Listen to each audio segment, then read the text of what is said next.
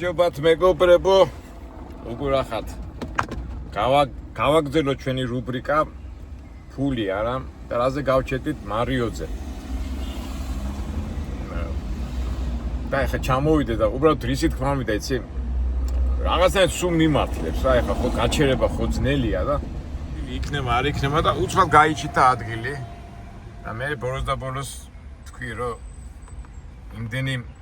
დრო მაქვს აქ გატარებული და იმდენი ასე ვთქვათ დამსახურება თუ პატივისცემა თუ ნუ კაი დრო მაქვს მარიოში გატარებული. ჩემთვის ადგილი უნდა ყოფილიყო და აქედან გამომდინარე ის ჩემთვის დადებით და დავიმუხტე. ჩვენ მარიოტის ამბები უნდა მოვყვეთ. მაგრამ მარიოტთან ასე ვთქვათ ამ შენობასთან მე უბრალოდ ამ ქუჩაზე და ამ შენობასთან თრათ უცხოც არ ვიყავი რა. მართალია მარიოჩი 14 წელი გავატარე, ამას მე მოვყვები როგორანაირად. პირველი 2004-ში ხო დავიწყე და 2009-მდე ვიმუშავე როგორც თანამშრომელი და მე ვუყებ ფართი ვიქირავე ამ კომპანიისაგან უკვე ქორთიაჩი, სადაც გავხსენით ტურისტული კომპანია და საერთო ჯამში მარიოთან და ყოველთვის ყონდა კარგი ურთიერთობა და დღემდე მაქვს და ნუ ერთ სიტყვით როგორც სახლი ისე ვთვლი ამ შენობას ჩემთვის, მაგრამ მარიოტია, მაგრამ აქ უფრო ადრინდელი ურთიერთობაც ქონდა. აი თბილისელი კაცი ვარ, მთაწმინდელი. ეს მოგეხსენებათ ახლა ჭანტურიას ქუჩაა და ჩემ დროს იყო ჯორჯიაშვილის. ჯორჯიაშვილი იყო ასეთი ტერორისტი, კომუნისტი ტერორისტი, რომელმაც ბომბა ესროლა, რევოლუციონერი იყო ტერორისტი და მის აპატივცემლად ამ ქუჩას ერქვა ჯორჯიაშვილის ქუჩა და ჯორჯიაშვილამდე 19 საუკუნეში იყო ბარიატინსკის ქუჩა. ბარიატინსკი იყო ერთ-ერთი რუსი გენერალი და მის აპატივცემლად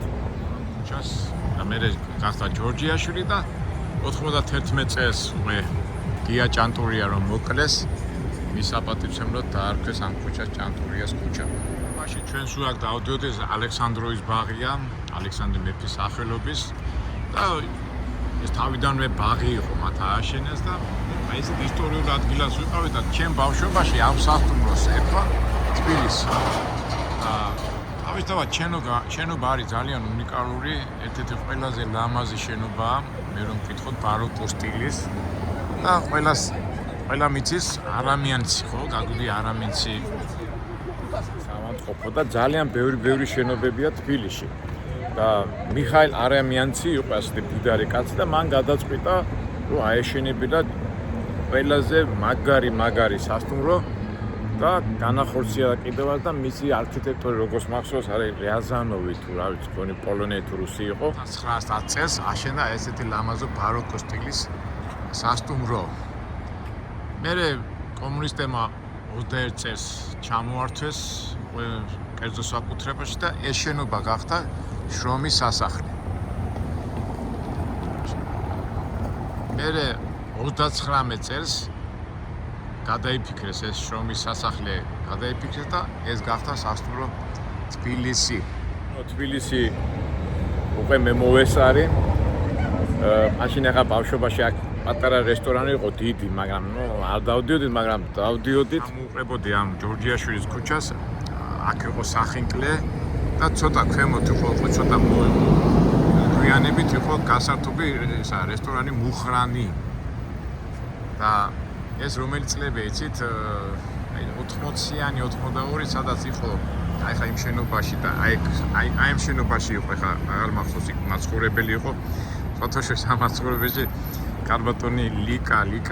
რომელიც მე GPS-ში ვსწავლობდი და ძალიან მიჭიდა მხაზველობითი გეომეტრიის ჩაბარება და აქ გარდაიცვალა ეს კარბატონი. მახსოვს ეს შენობა, ნუ მახსოვს კი დავდიოდი რა, რომ ამზადება გამოჩნდა სასაფარებლად. ხო და აი აქ იყო ნაჩნოი კლუბი არის, ბარები იყო და ღამის მუხრანი იყო და საცეკვაო ადგილები და ეხა ჩვენ რა გვინდოდა ახალგაზრდა ბიჭებს და შინ ეხა რუსეთის საბჭოთა კავშირი იყო და ბევრი რუსი გოგო ჩამოდიოდა და ერთ-ერთი საყვარელი ადგილი იყო ჩვენთვის და თავისთავად ეს გარემო და ეს სიტუაცია აი ბავშვობიდან მომყვება რა რო იტყვია. ეხლა სადაც არის მაჯესტიკი კაფე იყო, რესტორანი. და Majestic არის ფრანგული არამიანსმა მოინდომა და იმით ამაყობდა რომ აი ფრანგული ავეჯი და ევროპული ავეჯი მოიტანა და შეავსო, მაგრამ კომუნისტების დროს სასადილოს ტიპის რესტორანი იყო. მე მახსოვს აქ გამოდიოდნენ ხოლმე კაცები, ახლა მე პატარა ვიყავი, მაშინ ახლა რესტორანში ვინ შემიშვედა, მაგრამ ესეთი თრათ უცხო არ ვიყავი ამ გარემოსთვის. მე ერთ შეგახსენეთ მაინც ისტორიულად ეს შენობა ცნობილი იყო კომუნისტები აქ იყო 51-52 წელს ცხოვრობდა ესპანეთის კომუნისტური პარტიის მდგომარე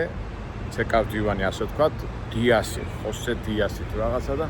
1-2 მესამე სართულიდან აი ხა იმ ისტორია იქიდან გადმოხდა და თავი მოიკრა. აი ეს ატომაც ვიცოდი რა. და მახსოვს უკვე 2005 წელს ეს ხოსე დიასი დაკრძალული იყო ვერის სასაფლაოზე. მე უკვე აქ მუშაობდი და ესპანური დელეგაცია ჩამოვიდა. ხოსე დიასი გადაასვენეს იმაში, აქვეა, ესპანეთში. 11 წელს სამარცხვინო ომის პერიოდში 91-92 წელს აქ კაკპიტო მანს ჯაბაიოს ენიანს და სიგუას ეს სამარცხვინო ომის შემდეგ, ნუ თქვენ სურათები გექნებათ ნანახი, ეს დაანგრეული იყო მთელი რუსთაველი და აი ეს იყო ეს შენობა იყო ჩამონგრეული და ბევრი სურათებია, როგორც მახსოვს რაღაც 1-5 თუ 6 წელი, თუ 3 წელი ასე მიტოვებული იყო და მერე GMT ჯგუფის აი ვიცით უნიკორეა თავაძეს ხელმძღვანელობით მე რომ ამბობდი კლასელებიც მაკაცები არიან მეგობრები დღემდე ძალიან წარმატებულად მიყავთ ბიზნესი 95 წელს აღადგინეს ეს შენობა როგორც მახსოვს 95-99 წელს დაამთავრეს თუ 2000 დაიცავ ოღონდ 2000-2001 წელს დაამთავრეს და მერე თვითონ GMT ჯგუფის მოწვევით მარიოტი მოგხსენებათ დიდი ცნობილი ბრენდია მთელ ამერიკაში ეს ამერიკული კომპანია და ზუსტად არ მახსოვს 2002-ში თუ 2002-ში გაიხსნა სასტუმრო მარიოტი და იმ დღიდან ფუნქციონირებს ძალიან წარმატებით და მეც უკვე 2004 წელს დივანის მეჯერ იგორ პოერესკის მოვეწონე სხვათა შორის ბევრმა ახლა არ მინდა დაკონკრეტებინ და ძალიან ბევრმა ადამიანმა მიიღო მონაწილეობა რომ მე დამესხო მუშაობა და საერთო ჯამში ახლა მე შევა სასტუმროში და არ დაკონკრეტები მაგრამ ფაქტურად სახლიდან სახლში შემოვედი და იმდენად შემოვედი მოვედი ახლა და ისე შინაურად აქვს თავს ისე რომ აი ისე მეურდები სახლიდან თავებს თაწმინდას ნუ თბილის ეს ჩემი სახლია და ასე თქვა ჩემი ძველი ისტორიიდან სახლიდან სახლში მოვედი და თავისთავად შევერწყმე იმ კოლექტივს ასე თქვა მარიოტის კოლექტივი და ნუ წარმოიდგინეთ რა 14 წელი უკვე ოფიციალურად ვიყავი არა უკვე 5 წელი ვიყავი ოფიციალურად თანამშრომელი მაგრამ მარიოტთან მქონდა სულ საქმე იმიტომ რომ ეს მარიოტია თბილისის მარიოტი ცენტრალური და იქით კიდე მეორე ქორთიად იქ ქორთიადში მე რო ტურისტულ კომპანიას გავხსნი იქ მომცემენ ფარტს და ასე თუ ისე კავშირში ვარ მარიოტთან ამიტომ ახლა შევიდეთ სახლში და ვიგრძნოთ ისე როგორც ვგრძნობთ ახლა ისეთი ადგილი ვნახოთ რომ გემრიელად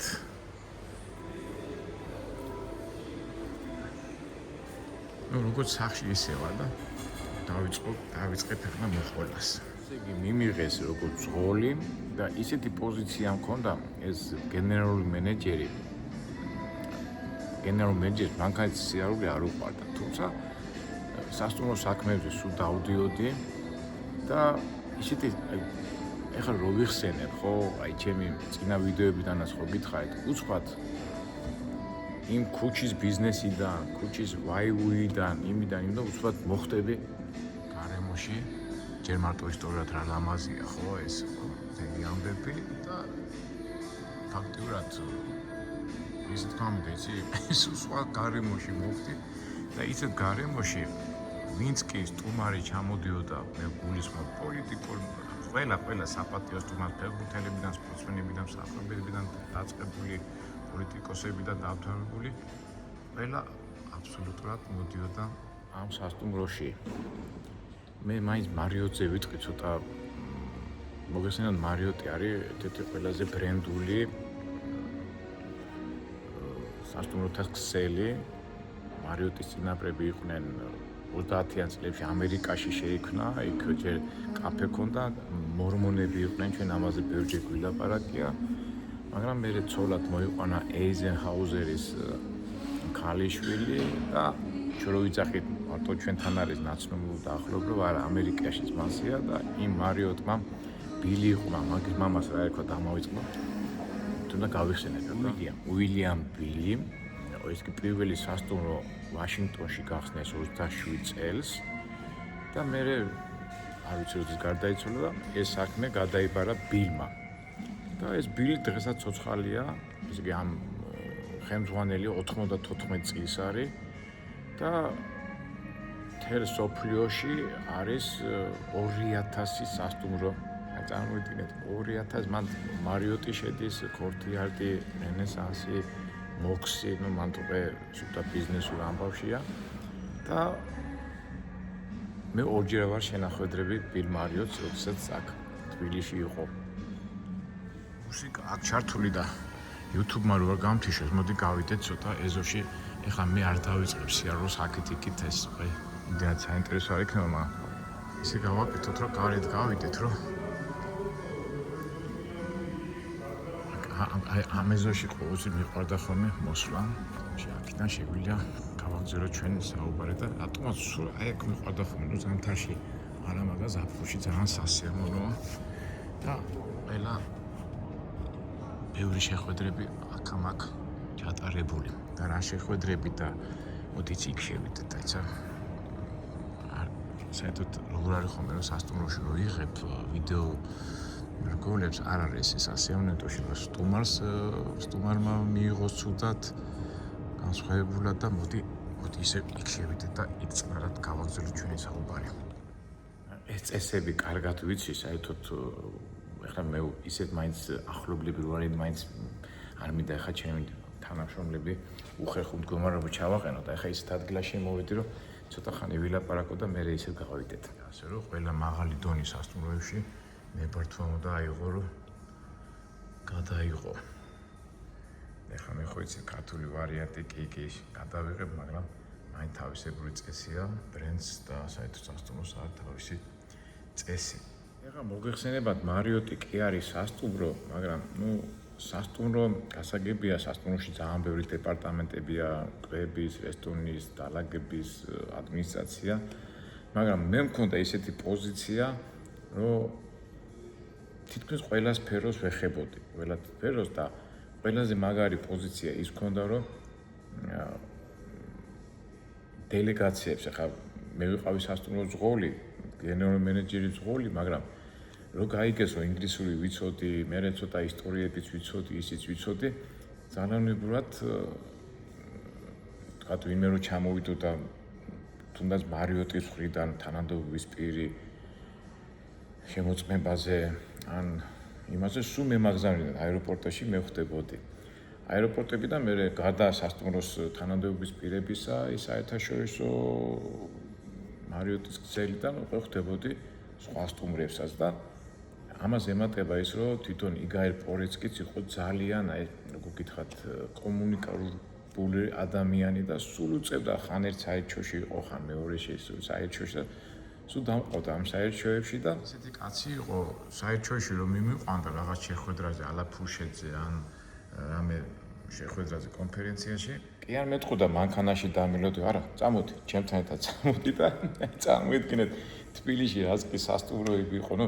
სასტუმროები მეთქე საერთაშორისო ისრაელის ელჩი თავისთავად იტალიის ელჩი გერმანიის ელჩი ფრანგის ელჩი ეხა ეს ისეთი თანამდებობა იყო რომ ძალიან უწევდა ამ კაცს ყველასთან მისვლა და მეც მიწევდა აქვია პოლიტიკოსებთან მაგიტაჟიშდომ ან ალაფუშეზე და იქ ტრიალებდი და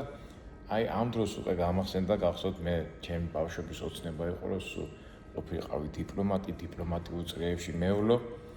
მართალია როგორც დიპლომატმა არ ვიარე ამ დავდიოდი ამ წრეებში მაგრამ როგორც დიპლომატი არა მაგრამ როგორც ადამიანი რომელსაც შეხება ქონდა უკვე საელჩოების პირველ პირთან და თავისთავად იქაც ხო დეპარტამენტებია და გინდა არ გინდა სულ ესეთი დიპლომატიურ გარემოში ტრიალებდი. თავისთავად იმ ალაფუშეტებზე და შეხვედრებზე მუნჯივით ხوارიჯდებოდი და ძალაუნებურად ახლა ისედაც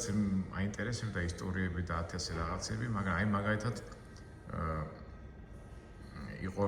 შრი-ლანკის დელეგაცია იყო ჩამოსული, მაშინ შრი-ლანკის საელჩო იმაში საქართველოში არ არის. ხო და ახლა წამერგე შრი-ლანკა მივიხარ და რაღაცაზე ხო უნდა ილაპარაკო და წინასწარ კითხულობდი შრი-ლანკის ისტორიას, მოვლენებს, როგორ გახდა დამოუკიდებლები რაღაცა, აი ესეთი მომზადებული იყო. ნუ თავისთავად საფრანგეთის, იტალიის, გერმანიის ისტორიას კითხულობდი და სხვადასხვა საინტერესო ინფორმაციას ვკრიფავდი ხოლმე და ახლა წამოდგე ალაფუშეთზე დადიხარ იქ იმისი შამპანიური ჭიქით არა ხელო გამოჯმა რაღაცა ხო უნდა ილაპარაკო და ამ ჩემ წინასწარ მიღებულ ცოდნას ვემზადებოდი ხოლმე, იმიტომ რომ ვიცოდი მაგალითად არის ვიღაცასთან შეხვედრა, აუცილებლად იმ ქვეყნის ისტორიას, იმ მოვლენებს ყველაფერს შევისწავლედი ხოლმე და მე საუბარში შევდიოდი და მე მიყურებდი, რა ჭკვიანი ბიჭი იცი, იმათმა რა იცოდი, მე წინასწარ ვემზადებოდი ამისთვის და ეს შეამჩნევა ჩემმა იგაელმა. აი, როგორ ვემადლიერები რა, ძალიან მაგარი კაცია მე ამერიკაში მე ახლა უკვე პენსიაზეა და სულ ყველგან მივყავდი და ნუ თავისთავად ახლა საქართველოს ისტორიასაც ხომ მოუყვებოდი და გავხდი ძალიან კომუნიკაბელური. იგაეს ყავდა მეუღლე რახელი და ხო იცით ახლა მეუღლეს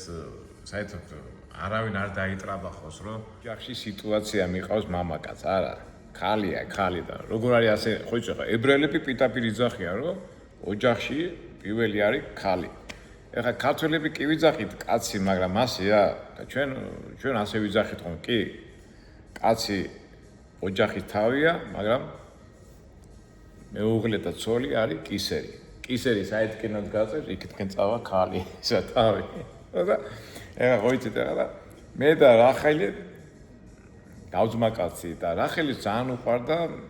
მოგზაურობა და თავისთავად ახლა საქართველოს თეთრ კუთხეებში მოვატარე. იგაი ზოგიერთი ეზარებოდა ხოლმე წამოსვლა და იქიდან სოშვილი ხომ მოდიოდა ორი გოგო ყავდა და ისინი სტუმრად მოდიოდნენ და ვიწყებდით ამ ექსკურსიების ჩატარებას. დავდიოდით ამ ჩემი მანქანებით, თავისთავად მე ეს გავცე და მე უკვე ჩემი ჩატარებული ექსკურსია ამათ მოეწონა და იგაი როგორ ტიპი იყო, იცი? აი თუ შეამჩნევა რომ რაღაცა მიდრეკილება გაქვს, აი ესე გაწვებოდა მიდი განავითარე და მეც უკვე გახსოვთ თავიდან რომ მithონდა ტურისტული ბიზნესი და დავიწყე გიდობა ასე რო ვთქვათ, მაგრამ მარიოტის იქით არ მივდიოდი, იმიტომ რომ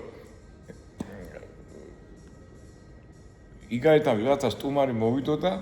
დავაი, აბა, კაკო, ჩაუტარე ექსკურსია და მივყავდა ყაზბეში, იმაში, კახეთში, ძალიან ჩატარებული იყო, ძალიან ისე ჩართული იყო. მე უკვე ელჩებთან ვიღაცა ისრაელის საელჩოსთან იყო ძალიან ახლოს და იქ ვიღაცა თანადოების პირი მოვიდოდა იმათ ექსკურსია ამერიკის საელჩო და ესე იგი იგაეს ყავდა მძღოლი რომელიც ძალიან ინტელიგენტად ითვლება და გავითქვიფე ამ დიპლომატიურ კორპუსში. თან არა მარტო ერთ დიპლომატიურ კორპუსში, ამას სხვადასხვა ინგლისი და რაც კი თბილისში საელჩოები იყო. ამასობაში ჩემი სტატიები იბეჭდებოდა ჟურნალ გზაში და ეს სტატიები შეკრიფა და გამოვიდა როგორც წიგნი. ჩემი პირველი წიგნი მოგზაურის დღიური გამოვიდა 2005 წელს და ეს რო გაიგო იგაერმა თად გადაირია კაცო წერალი მძღოლი მყოლიაო და ნუ ერთ სიტყვით ესე გავცედეს ერთი მიმართულები. მეორე მიმართულება იყო კიდე ხა წამიდე წეღანაც რო თქვი რომ თბილისში ვინც კი ჩამოდიოდა დელეგაციები ყველა აქ მოდიოდნენ და ეხა ხო უნდა მიიღონ სტუმრები და ამ საქმეზე დარბოდი და უკვე პრემიერ-მინისტრები, მინისტრები უკვე ეს მაღალი დონის ხალხთან უკვე მეც მიწევდა ყოფნა მაგრამ ამ მაღალი დონის რა ქვია თანამდებობის პირებს ძირითადად მოყავდათ მეუღლეები. ეხლა ისინი თავის საქმეზე დადიოდნენ, ის შეხვედრა. ამ მეუღლეებმა რა უნდა ხნახო და მეუღლეებს მაბარებდნენ მე. ნუ თავით-თავად ეხლა იქ დაცვა მომყვებოდა, მაგრამ მე მაბარებდნენ როგორც ისტორიის და გიდი და დავყობოდი და დიდ პატივისცემაში ვიყავი და თავისებურად რაღაცნაირად ჩემი ბავშვობის ოცნება ავისრულე რა, ეხლა დიპლომატი ხოლმე გახსოვთ დიპლომატი რა არის რომ ილაპარაკო, მაგრამ უდიპლომო დიპლომატი გამოვედი და ამას დაემატა მე უკვე ფეხბურთის გუნდები რო ჩამოდიოდნენ FIFA სპორტული ბატლერი იყო მაშინ და მოდი ეხლა ცოტა რო არ დაგღალოთ, აი ვინ არ შემხვედრია ეხლა აი ეხლა ზოგჯერ არის ხოლმე რომ გონია რომ დიდი ადამიანი რაღაც შორს არის და მეც მასე მეგონა ხოლმე რა თქვა პრემიერ-მინისტრი ან პრეზიდენტი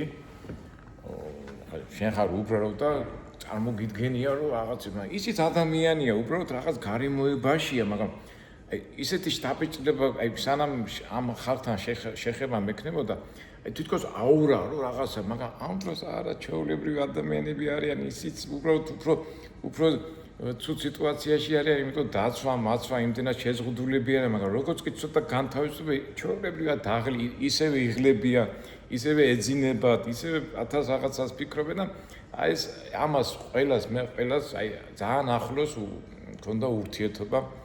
ასეთ თანამდებობის პირებთან და აი ჩამოვთვლი ახლა მე პირადად ვისთვის არ ჩამომირთმევია ხელი აი ხა სანამ ჩამოვთვლი ამ პიროვნებას ხა გამახსენდა ანდრა რულოვსკი ეს მიშას მეუღლე აი უნიკალური ქალი რა ეს ჰოლანდიელი ქალბატონი აი ახლა თავისთავად ახლა ის პერიოდი იყო მიშა რო პრეზიდენტი იყო და მაშინ გახსოვთ ამდენი დელეგაციები ჩამოდიოდნენ და თავისთავად ეს მეუღლეებიც ხო ჩამოყავდა და მეუღლეების მხარე უკვე ეკუთვნოდა სანდრას თავიდან სანდრა რო გავიცანი მეთქი რომ ვაიმე ისეთი უბრალო ისეთი უშუალო სანდრა ხო თავისთავად დავადა ამ სანდრასაც მე მივყვებოდი რა მაგრამ ჩემს საქმეს სანდრა უფრო აკეთებდა რა ну სხვა მეუღლეები და ისინი დაყავდა და ისეთი უშუალო ქალი აი ძალიან არ ვიცი რა ძალიან დადებითად ვარ განწყობილი და ეხლა მე ხო მეგრელი ვარ და ქართული ხო ისანა ამ სანდრამ და ერთხელაც მეგრულად არ დამიწყო ლაპარაკი მეთქი ქალბატონო სანდრა თქვენსა და ქალბატონოს ნუ მეძახი შენ ჩემზე პატა შენ ჩემზე უფროსი აი წარმოიდგენთ ეხლა რამდენი ასეთი საინტერესო მომენტები მაგდა ეხლა მოდი გავიხსენებ აი ვის შეხვედრივა ცოლების საშუალო ცოლი საღამოს ხო უნდა მოვიდეს მინდა ის თქვათ ის პრემიერ-მინისტრი ან მინისტრის რაღაც შეხვედრაზე მიდის მაგრამ საღამოს ისე ცოლი უნდა დახტეს ხო ეგ მომენტია და ცოლი დახტება ცოლს კაის დაფეწელებას ვინ ტოვებდა სანდრა და სანდრას საშუალებით ბატონი თქვენი მონა მორჩილი მოდი იცი რა ვთქვათ შეხვედრივა იცი შეხვედრა კი შეიძლება შეხვედრივა შორიდან მაგრამ ვისთვის მაქვს ხელი ჩამორთმეული სომხეთის პრეზიდენტი კოჩარიანი ხელი მაქვს ჩამორთმეული აზერბაიჯანის პრეზიდენტი ალიევი ხელი მაქვს ჩამორთმეული ჯორჯ ბუში იყო მაგრამ იმასთან ვინ მიმაკარებდა ახლოს თუმცა წინა ვიდეოში გახსოვთ წერილი მიუტანი წერილი მაგრამ აი ესე ძალიან ახლოს ყავს ნანახი მაგრამ ის ამერიკის დაცვა და ის მაგრამ ცოლისთვის მაქვს ხელი ჩამორთმეული აი ქალი იყო ის იმას ხო უყვარდა ეს ძმა და ეს ძალიან ისეთი ქალი იყო რა ერქვა ბარბარას დედა ერქვა სახელი დამოვისდა ხო ყაზახეთის პრეზიდენტი ნაზარბაევი ხელი მაქვს ჩამორთმეული და სარკოზი საფრანგეთის მაშინ 2008 წლებში აქ ჩამოვიდა პერიგაურის მაშინ დაძაბული ვიყავი და როგორ აი ნეტავი სარკოზი და მეუღლე ყავდა მეუღლესთან ისეთი ლამაზია ის არის მაშინ მოდელი ის არა ყავს მაგრამ რაღაც ძალიან მოკლე ის იმას ესკუსა მაშინ ომი იყო და ეს იყო და FIFA-ს პრეზიდენტი ბატლერი ეხლა ციურიხში რო ვიყავი მაგრამ გადააყენეს ცნობილი ადამიანი პლატინი მიშელ პლატინი ბეკენბაუერი აქ იყო ჩამოსული გერმანიის გუნდთან ერთად იყო. მე წავედი და აქ მესიც იყო რონც მაგრამ მე მაშინ აღარ მუშაობდი, იყო თანამშრომელი აღარ ვიყავი. ანჯელა მერკელი მაგაი შორიდან აი იმას გავიხსენე ვისთვისაც მაქვს ხელი ჩამორთმეული. შეიხები ძალიან ბევრი შეიხები ახლა წამოდგენ ეს ბიტმორი და არაბული ქვეყნების ბიზნესმენები ჩამოდიოდნენ, მაგრამ გულახდიად გითხრათ ყველაზე გაეძახონე შეიხი მანდ არ ვიცი მან რაღაც თავი კუვეიტის შეიხი იყო, დუბაის შეიხი იყო, ემირატების შეიხი იყო. ნუ ბევრი თავი რო არ მოგაწყინოთ, აი სულ ტრიალებდი ასე თქვათ. ხო, ლავროვისთვის მაგ ხელი ჩამორთმეული. იუშენკო, მიშა ძმაკაცისთვის და ტიმოშენკო. და ტიმოშენკო თავის ქალიშვილთან ერთად ჩამოვიდა, ვიცი. და ის ქალიშვილი ჩვენ გადმოგვაბარეს და ისე კაი გოგოა, სად არის ნეტავი, როგორ არის? თქვენ ხო იცით როგორი ინტერესიანი ვარ და შეხვედრები, პრესკონფერენციები ხო იმართებოდა 1000 პროგრამები შეხვედრები და ნუ აქ ვიყავი ხა სასტუმროს სანამ წავსულიყავი და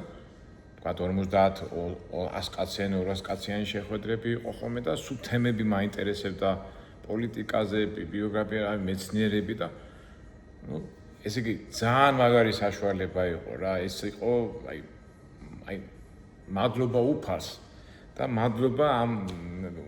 რა ქვია მარიოტის კოლექტივს რა აი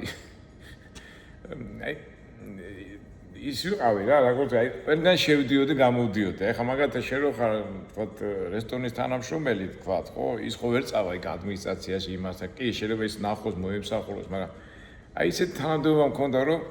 აი ყველგან მიწევდა ყოფნა და ამაში ჩვენი გენერალური მენეჯერი ხელს მიწყობდა და აი მე ალბათ დავждები და ეხლა ასეთ ვიდეო რგოში ცოტა ძნელი ეს ყველაფერი გაიხსენო, მაგრამ აი ვემადლიერები მარიოტს და ისეთი სპეცკი აი მაღალ დონეზე ვიყავ. აი გინდა არ გია თავისთავად ეხლა ამ პოლიტიკურ სიტუაციასაც უყურებდი, ნუ მიშა ხო თავისთავად მოდიოდა აქ უყარდა ყოფნა ძალიან ხშირად ბენდუქიძე და ნუ ერთ სიტყვით პოლიტიკური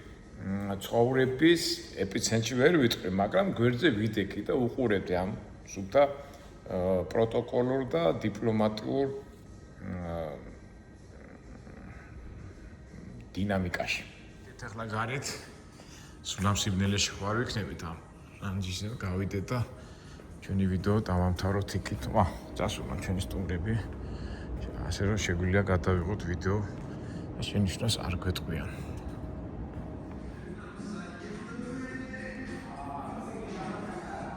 უკვე ეს ტურისტული ამბავი უკვე გავხსენით ჩემი კომპანია, ოფიციალურად დავრეგისტრირდი აკა გრუპი და პერიოდულად ჯგუფები რო იყო ხოლმე, თავისთავად ესკურსიებს ვატარებდი მე თვითონ, ან ჯგუფებსაც ვატარებდი და ძალაუნებურად უკვე კავშირები დამყარდა და განსაკუთრებით საელჩოები მიგზავნიდნენ თავიანთ სტუმრებს და ეს უკვე ერთ-ერთი ბიზნესის კარგი იდეა ფაქტურად ხორციელდებოდა ისე როგორც მე მინდოდა. მაშინ უკვე მოვიდა 2008 წელი, ნუ თავისთავად ახლა გარეთ რა ხდებოდა, როგორ ხდებოდა ამის თანამოწმეებიც ხდებოდით, მაშინის პროცესები რუსთაველზე რაც ხდებოდა. ასე თუ ისე ქვეყანა ამ დიპლომატიურ და ასეთ აქტივობაში ძალიან დინამიკაში იყო და მოვიდა ჩვენი ავაც ახსენებელი 2008 წელი. და აი მანდაც საშუალება მომეცა ასე ვთქვათ გავსულიყავი საერთაშორისო მედიაში. CNN-ი, Fox-ი ომიანობის დროს ჩამოვიდა გასაშუქებად 60-65 ისე რა ქვია მას. ტელევიზიები და ჟურნალები და მედია რა. და ამათ ხომ უნდათ მომსახურეობა და აი მანდ უკვე მე თავისთავად ტრაგედიად მიდიოდა, სამაჩაბლო რუსები უკვე იღებდნენ ცხინვალს და შემოვიდნენ და ამით თბილისში და ამას უკვე მოგეყვებით შემდეგ ვიდეოებში. ჩვენ კიდე როგორც ყოველთვის ბედნიერებას, სიხარულს და ყველაფერს კარგს. შევხვდებით მომავალ იმედია საინტერესო ვიდეოებში.